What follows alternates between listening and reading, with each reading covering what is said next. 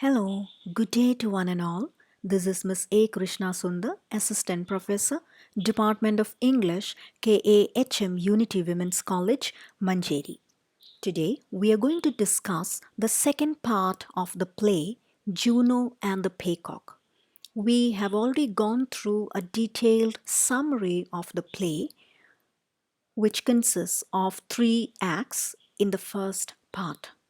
So, here we are going to look at the biography of the author, the background in which the story is placed, and the themes and characters.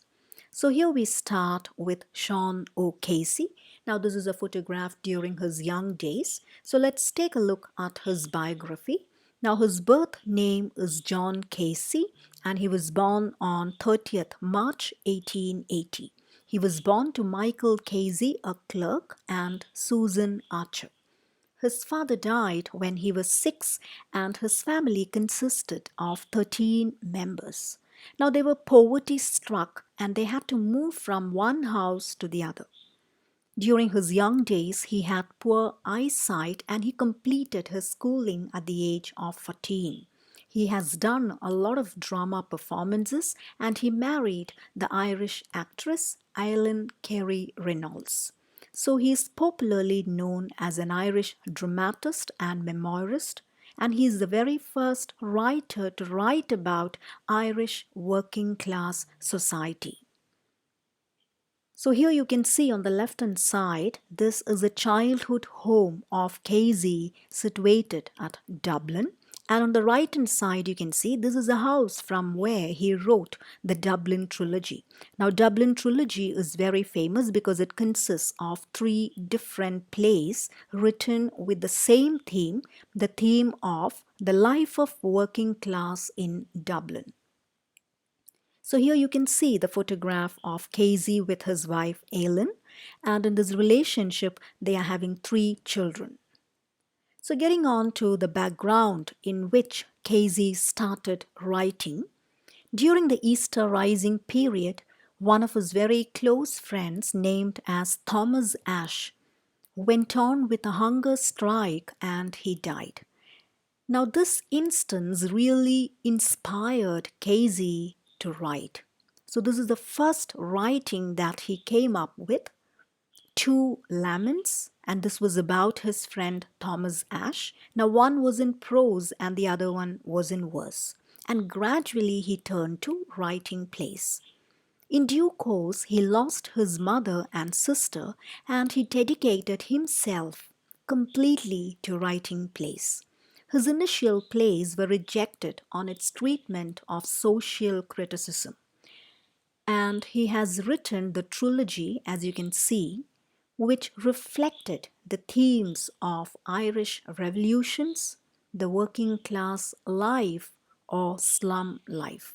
Now, this trilogy consisted of 3 plays. The first one, titled as The Shadow of a Gunman in the year 1923, Juno and the Paycock in 1924, and the last one, or the third one, The Plough and the Stars in the year 1926. Now, many of his plays were actually performed in Abbey Theatre. So let's take a look at Abbey Theatre, which is the National Theatre of Ireland. I'm sure that you might have heard about this theatre when you have studied poems written by W.B. Yeats. So this is again the old theatre during the time of Casey. Now, Abbey Theatre was considered as a cultural institution or a place where a cultural mix happened. So, in one way or the other way, you can compare this to the coffee houses that we are familiar with during the Elizabethan period. Now, Casey's plays initially were greeted with riot, but there was a situation when Yeats came up to the stage and spoke for the cause of the play. Most of his plays reflected the themes like dangers of Irish patriotism, the effects of war, survival issues, sex, and religion. Now, these were topics which were totally untouched by the other writers during this period, and it was not easy for the society to accept it in the form of a performance then. So now let's move on to the Irish Civil War, because this is a background in which the story is happening. Now, the Irish Civil War actually followed the Irish War of Independence. So the first thing that happened was the Irish War of Independence from 1919 to 1921. Now, during this period, Ireland was under the control of Britain, and a lot of rebellions and riots happened, and as a result of this, an Anglo-Irish treaty was formed during December 1921. Now, when this Anglo-Irish treaty was formed, it created a rift between the people in Ireland, because some people supported this Anglo-Irish treaty, but some others opposed it, saying that a greater part of Ireland still remains under the control of Britain. So the Anglo-Irish treaty created a rift between the members in Ireland. So it actually divided the Irish society, and a war happened between the Republicans and Free Staters, because some of them said that this treaty is fine, while some others said that this treaty is not fine. So this was actually a war inside Ireland, something like between the supporters and opponents of this treaty. So this Irish Civil War was something which followed the Irish War of Independence. And this Irish Civil War happened during 1922 to 23, and this gets connected with the Irish Republic Army. Now, the Irish War of Independence was actually against the British, and as a result of this, the Anglo-Irish Treaty was formed. And when the treaty came up, some of them supported it, while some of them opposed it. So the play happens in the background of this Irish Civil War. That is the war between the supporters and the opposers. Now, if we look at the different backgrounds which we can identify in the play, we can see there is the Irish Civil War background, and as a result of this war, poverty was one outcome. Along with that, unemployment was there. You can also find idealism here. Religion comes in between, strikes, surveillance, politics, truth, fantasy, fear, betrayal, safety, love, money. So as you can see, it's a mixture of a number of themes. So all these come together within this play, Juno and the Paycock, and it is a tragedy in 3 acts. We already know the story, and the story happens in a 2-room tenement in Dublin in the year 1922. So this is soon after the Irish Civil War, and the story is about the Boyle family. Now, if you haven't gone through the text, I would suggest you to go to part 1 and listen to the audio lecture so that you will understand how the story goes. You will get connected with the characters as well. So now we are going to look at the different themes suggested in the play. So let's move on to the first one. So let's discuss the significance of the title. Now the title here looks very peculiar. The title here is Juno and the Paycock. And it is not peacock, but it is Paycock. So it looks very different from an ordinary title. So we have to understand who is Juno and who is Paycock. So Juno, the name actually comes from June. And Paycock here actually stands for the character, the father character, Jack Boyle. Now, Jack Boyle lives in an imaginary world. As you can see, he drinks when the play begins, and even when the play ends, he is still in his drinking strategy. So he lives in an imaginary world and he gives importance only to himself. He sits idle and he is very showy. As you can see, whenever a job opportunity comes up, he starts complaining about pain in the knee. He talks about a lot of his experiences in the sea, and that is why he is known as a captain. But when we read the play, we understand that he has only gone in a vessel for just one single time. But he keeps repeating the stories during that period. So he is showy, at the same time idle, and gives a lot of importance to his self.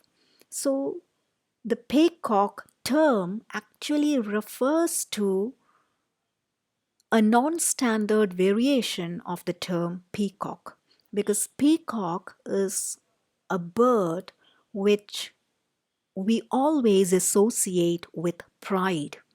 It's a beautiful bird, as you can see, and in the species of peacock, you can see the male peacocks are far more beautiful than the female peacocks. And once it flutters and dances in the rain, it's a beautiful sight. So it's very proud about its beauty. And here, peacock is just another version of peacock itself. So the author here wants to suggest that this man, Jack Boyle, is only interested in showing off things, just like a peacock, rather than taking any real action. At the same time, Juno in the title, which is related with the term June, is connected with the female character, the mother character, Juno. Now, Juno is called as Juno because all the important events in her life happened in the month of June. She was born in the month of June, she was christened in the month of June, she married in the month of June, she had her children in the month of June. So that is why Juno is connected with June. So the title is related with these two main characters, the father figure and the mother figure. Now, the title has a lot of importance here because this title is actually setting the tone of the play. Now, if you look at this, there is a polarity which is established here. A kind of polarity means contradictory kind of characters are expressed here. Jack Boyle is lazy, idle. He is not concerned with his family, but Juno is very different. She is hardworking. She has a principle in her life and she works hard to push her family ahead.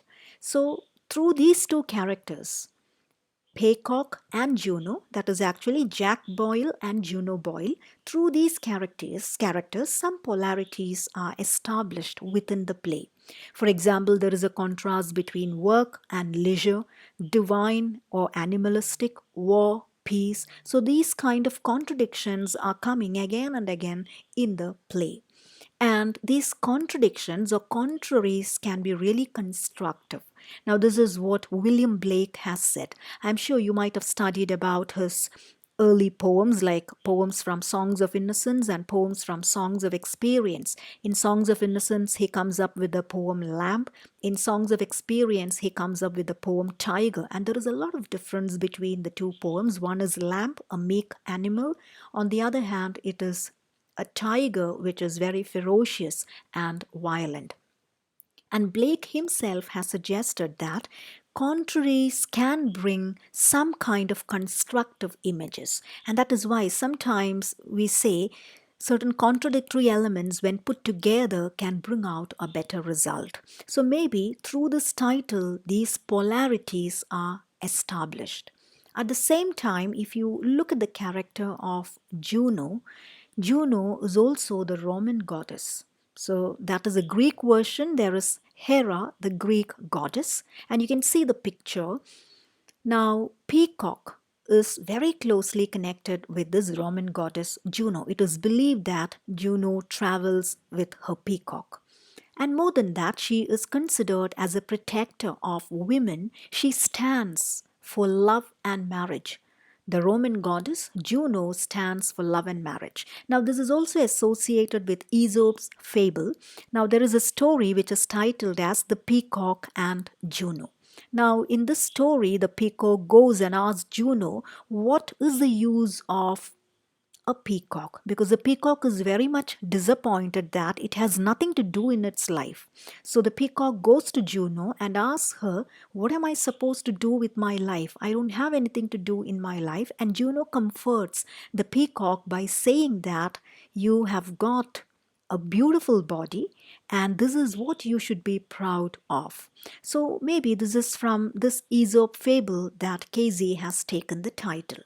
So this contrast is established in the title, and this contrast runs throughout the drama, like illusion, reality, poverty, wealth, work, leisure, war, peace. So everything happens in this contradictory line within the play.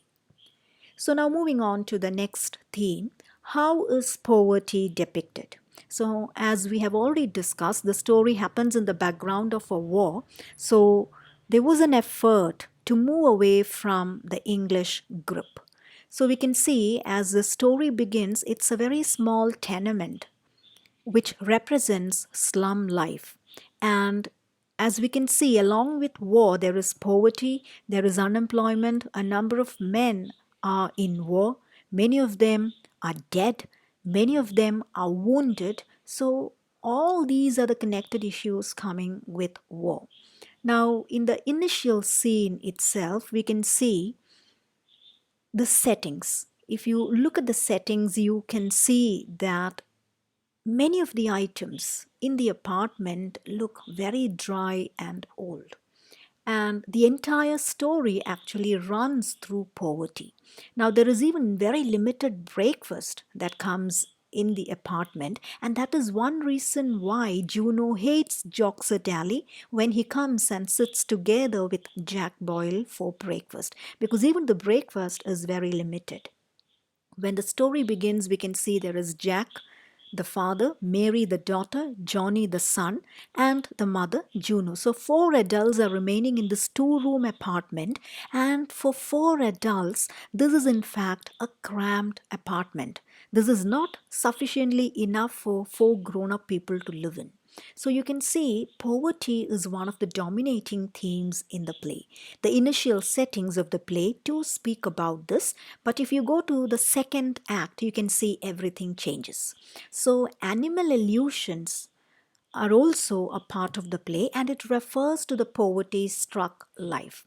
So, in one way or the other way, refinement comes through money. That is what the play is telling on the other side, because in the second act, you can see everything changes. But people do not change. Their ideologies are not changing, but still, money brings some kind of change within the apartment.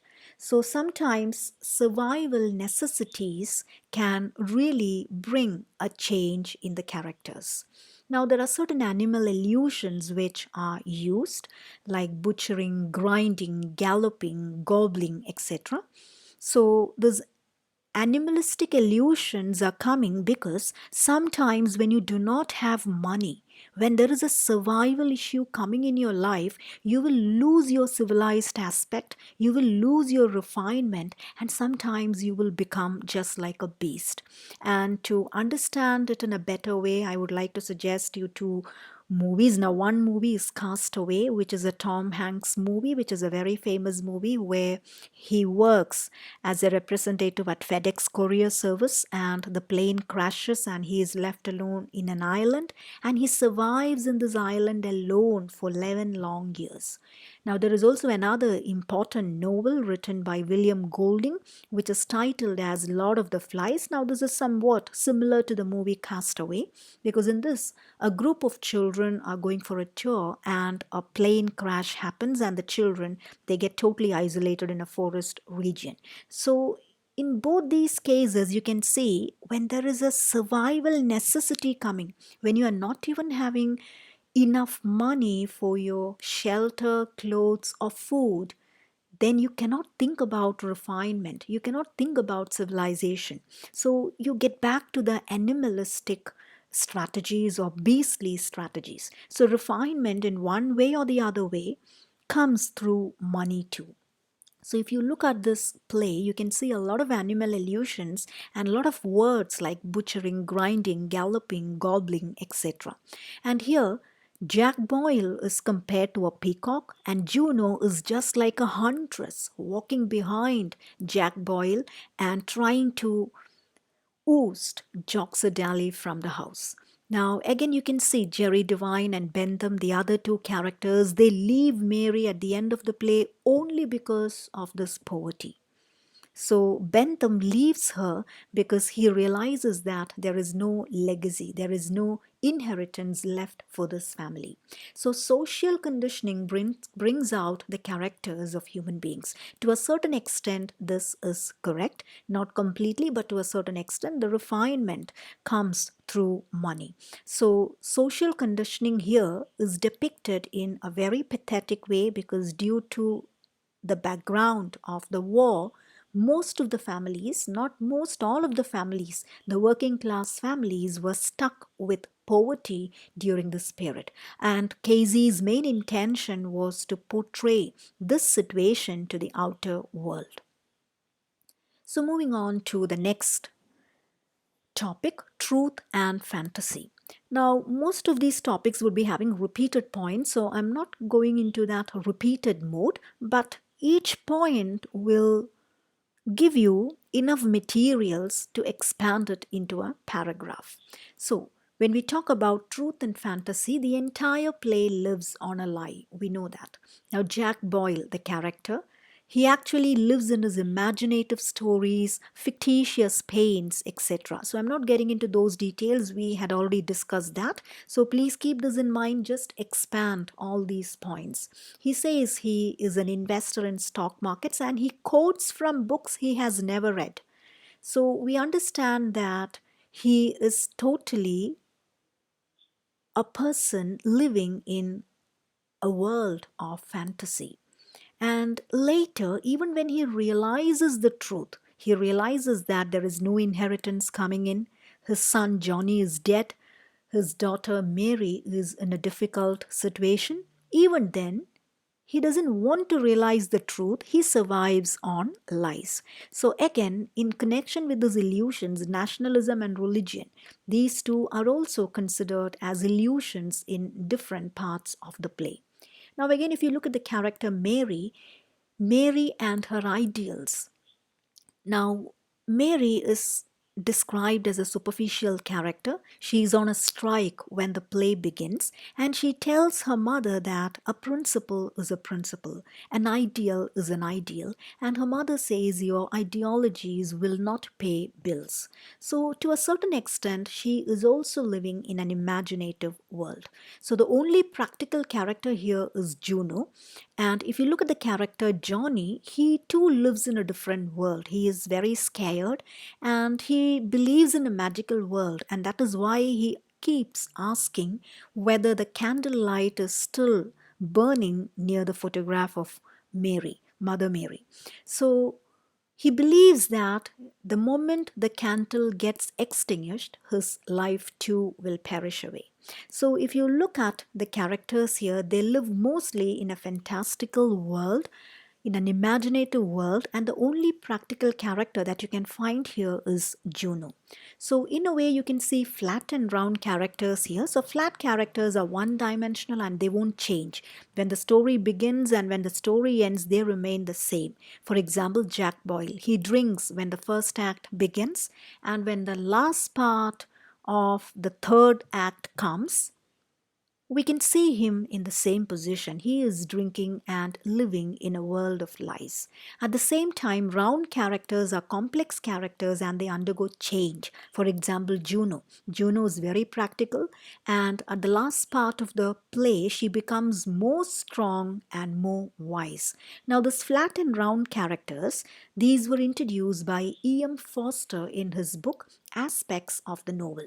So at the end of the story, we can see Juno remains positive and she tells Mary that the child will not have a father, but do not get worried, the child instead will have two mothers. So through this, we realize that she has gained more strength. Even after losing her son Johnny, she remains positive, and definitely she comes through a lot of change. And that is why she is known as a round character. So, moving on to the next one, this is about the role of religion. Now, this is yet again another dominating theme in the play. Now, different characters are having different religious views, so I would be just touching the different characters. I would be just mentioning the points. You can expand these points. Now, Juno is a traditional Catholic with conventional beliefs, and that is why when Robbie Tancred dies, when Robbie Tancred's funeral procession is going on, Juno prays to God, telling that let everyone's sorrow be taken away. Let the sorrow of all mothers be taken away. So, with this, we understand she is a traditional kind of believer. And maybe this is the same thing which gives her courage when her own son, Johnny, dies at the end of the play. Now, if you look at Mary, Mary is a confused believer. She reads a lot of books and she keeps changing her views. So we do not know what exactly is her strategy when it comes to religion. At the same time, there is Bentham. Now, Bentham is known as a theosophist. Now, theosophy is something that has some connotations with Buddhist and Brahminical ideology, so it's closely connected with reincarnation. And that is why, as a theosophist, he even gives scientific explanation for the existence of ghosts. Now, when you go to Johnny, Johnny believes in a magical, supernatural world. Maybe that is why he keeps asking whether the candlelight is still burning. Because he believes if the candlelight is gone, he is also gone from this world. At the same time, Jack Boyle is the only person who openly criticizes and mocks religion. So, a lot of references and a lot of allusions based on this actually comes from his character. And maybe Jack Boyle has some undertones with Casey here because Casey was also an atheist. So, in fact, religion comes in two different ways. On one side, it provides hope to certain people who are believing in that, but at the same time, another group, they lose their faith in religion and they become totally disappointed at the end of the play. Moving on to the context of war. So, this is a much discussed area. We had already gone through the background, so definitely you can mention the background in which the story is placed. So, the play happens during the Irish Civil War, and Casey's dislike for war is brought in here, man against man, which is actually creating a lot of troubles for the families. Now, the death of Robbie Tancred is described here. So, someone who's very nationalistic, what is the ultimate reward that he gets? The ultimate reward definitely is death. And Casey is trying to put this information into the heads of the people that war cannot bring any happiness. It can only bring misery. At the same time, there are survivors like Johnny. Now, what happens to people like Johnny? Now we see that he has lost an arm, his hip is totally shattered. So he's also carrying some kind of psychological trauma because of the betrayal that he has done towards his friend. So his nationalism is working on one side, but along with this nationalism on the other side, you can see poverty and unemployment can also bring in a lot of misery. Now, this is the last line that Johnny says. Haven't I done enough for Ireland? I have lost an arm and me, hips destroyed so that I'll never be able to walk right again. Good God, haven't I done enough for Ireland? Boyle, no man can do enough for Ireland. So, this is the answer given by the police officer. So, along with this war theme, you can see a lot of poems, songs, folklore themes, etc., which are connected with Ireland and they come in the local language just as slang. So, it might not be easily understandable for someone who is outside Ireland. So, moving on to the next theme, feminism. So, as we all know very clearly, this is a feminist play because there is a huge role that women play in this work. Now, just like Ibsen and Shaw, we can see Casey too had a lot of admiration for his mother. Now, Shaw has written some very strong plays with very strong women characters like Pygmalion, Candida, etc. If you look at Ibsen, there is again A Doll's House, which is a very famous play, very strong woman character titled as Nora.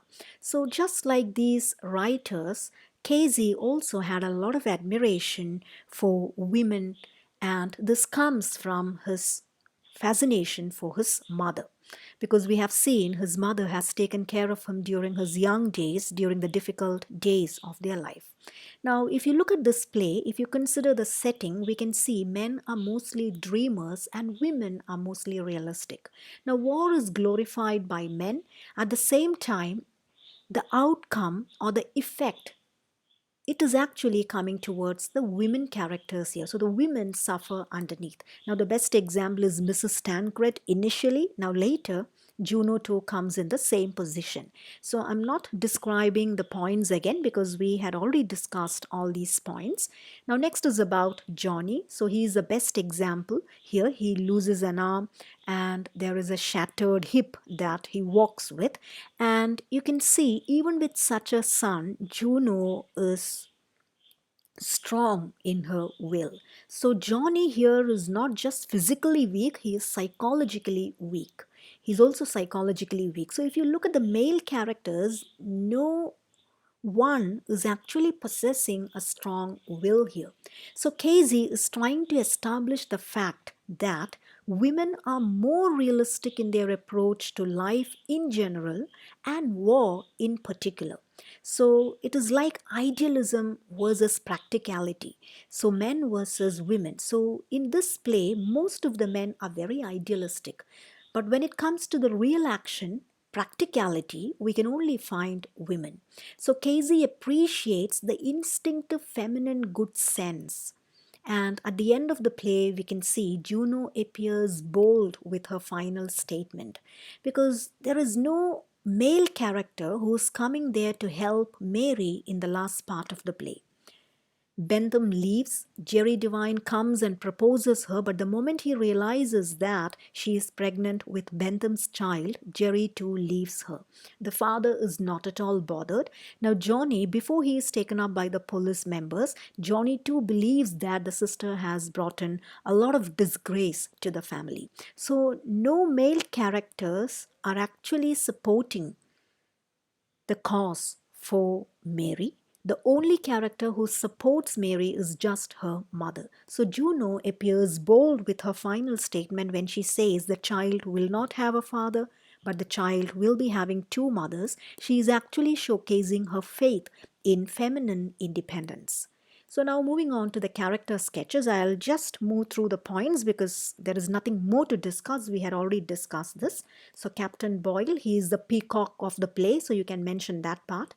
His refusal to work with lame excuses.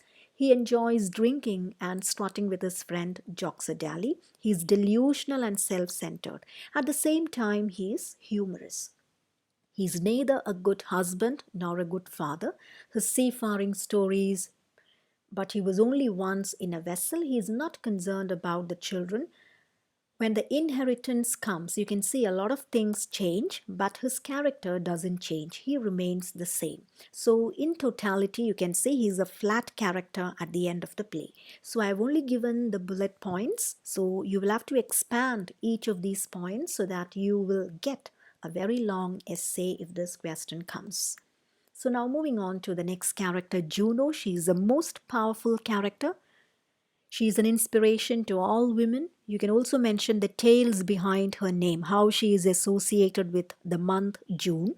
She is a breadwinner of the family. She supports Mary and Johnny. You can also mention the other characters and you can show how Juno offers her support to the other characters. And she faces a lot of difficulties, like there is poverty, there is Mary and her pregnancy at the end, then there is Johnny and his death. The inheritance comes, the inheritance goes. In between, there is debt, there is death, there is Mary's plight. So she goes through all these difficulties and still she remains strong. She is considered as a round character who becomes more wiser and more stronger. Now she is compared to some other characters. Now Jack Boyle calls her the Deirdre of Suras. Now that is a character who unknowingly kills her lover. Again, she is also compared to another character named as Kathleen. So Kathleen is a symbol of motherhood in Ireland. Now, when Boyle compares her to Deirdre of Soras, who unknowingly killed her lover, it shows the feminine essence that she possesses, because whatever he does, she, with her instinctual capacity, is able to find what he is doing. So in a way, you have to take it in a positive sense. So again, a symbol of motherhood in Ireland, Kathleen. So that's connected with a nationalistic spirit like the mother of Ireland. So similarly, she becomes a mother to all the characters within the family. So she stands as a symbol of womankind. She stands just like the goddess Juno. You can also speak about that. Goddess Juno, who is considered as a protector of women, who stands for love and marriage. Moving on to the next character, Mary. She is 22 years old and the daughter of Boyle family. She is a working girl, but she is on strike. She is a voracious reader, but we see she is torn between reality and idealism. She is more concerned with external appearances, and you can see when the play begins, she sits in front of the mirror and she's tying different colored ribbons. Now, her mother is asking her a very plain question: what are you doing with the ribbons, because you're not going out? So that's a natural question. She is on strike, she is not going anywhere, but still she is very much concerned with her looks. And maybe that could be the reason why she chooses Bentham over Jerry Devine. She had an inclination for Jerry Devine, but later when Bentham comes, she feels that Bentham would be able to offer her a better life, and therefore she moves away from Jerry Devine. And she is concerned with trivial matters while the whole family is pondering over serious issues. And then we see her final predicament, and in the last part, it is only a woman who is standing with her, and that is her mother, Juno. So maybe you can establish a women's solidarity here. The next character is Johnny. Now, he took part in Easter Rebellion, and as a result of this, he has lost an arm in bomb explosion. His hip is shattered. He is lean, delicate, and he's always scared. And the moment there is a talk related with Robbie Tancred, he gets frustrated. So he gets frustrated because he has already betrayed his friend. So we understand this only at the last part. But when you analyze his character, we have to understand that he lacks the moral consciousness. That is why he betrayed his friend. And his illusory devotion to God. He believes in a magical belief system. And at the end of the story, he is finally shot and he is killed. Now moving on to the other minor characters, Joxer Daly, Captain Boyle's drinking companion. You cannot call him a friend of Captain Boyle because he is not a sincere friend. He is a humorous character and he is contradictory to his own self. He joins with anyone he meets and he agrees with them. So a lot of allusions of the play comes from this character. He is disliked by Juno. He does not offer any support to Jack Boyle at the end of the story. So from this we understand that he is only a drinking companion for the captain. Then comes Jerry Devine. He is another dweller in the same tenement. He looks like a well-wisher for the family because he helps them by bringing a lot of job opportunities for Jack Boyle. At the same time, he is interested in getting married to Mary. He's actively involved in unions. He proposes Mary again for the last time after Bentham leaves, but finally discards her when he realizes that she is pregnant. So maybe he is more prone to social conventions and patterns. The next one is Charles Bentham. He's a school teacher. Now he's studying for law. He's becoming a lawyer as the plot develops. Now he is very much into theosophical belief. We had already discussed that. You can mention those points. He tries to give scientific explanations for ghosts and supernatural stuff. And he is the one who is actually bringing the news of inheritance. And he himself is the one who writes the will for the cousin of Boyle, that is Allison's entry, but he writes it by mistake that the entire inheritance is getting divided among a lot of cousins, and therefore nothing actually comes for Boyle family. He is engaged to Mary, but he leaves Mary and goes to England the moment he realizes that there is no inheritance existing in connection with the Boyle family. So we understand that he is a shallow character with no moral ground. Now, apart from these characters, we have Mrs. Tancred and Mrs. Maisie Madigan, and then there is Needle Nugent. Now, Mrs. Tancred is Robbie Tancred's mother, so she is actually described as a character, a symbol of motherhood who is at a great disappointment because of her son's death.